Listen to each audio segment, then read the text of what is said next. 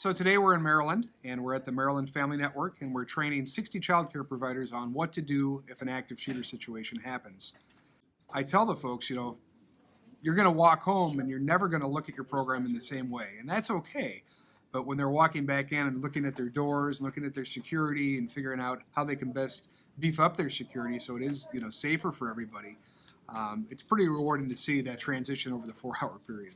Well, we know child care providers don't have an enormous budget, so everything we're doing here in the training is meant to be real world and real practical.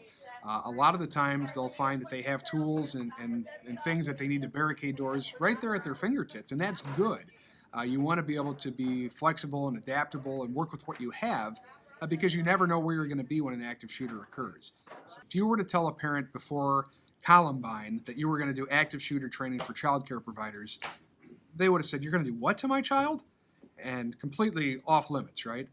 However, what we're seeing now today is that parents are coming to child care providers saying, "Why aren't you doing this for our child? What are you doing to keep our children safe in this dangerous world with all these active shooter events?" It was new information for us. We've been looking for an active shooter training for our child care centers, and we've been unable to locate one that actually is unique to the child care setting and being able to give practical solutions to some of the obstacles that we face in trying to educate our staff on how to deal with not only the environment but also with being responsible for children.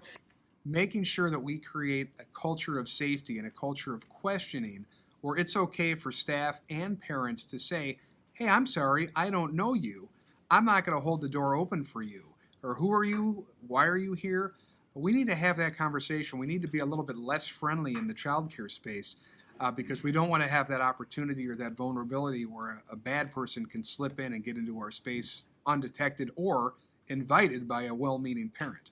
Even our three centers, all three are very different and have unique challenges. And I think it speaks well to Maryland Family Network having this training to be able to give us resources that we can't locate. And being part of a federal agency, we have our own physical police, and yet they weren't able to give us kind of this on-hands training and knowing that it's there.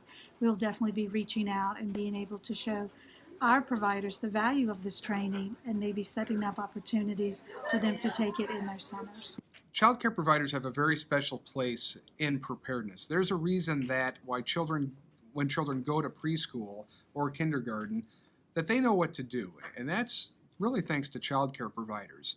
So child care providers are already teaching kids what to do in emergencies and disasters, whether it be fires or floods or severe weather. This is just one other piece on top of that big puzzle that we're building. And the lessons that these children are going to learn through the child care providers are going to be carried with them the rest of their lives.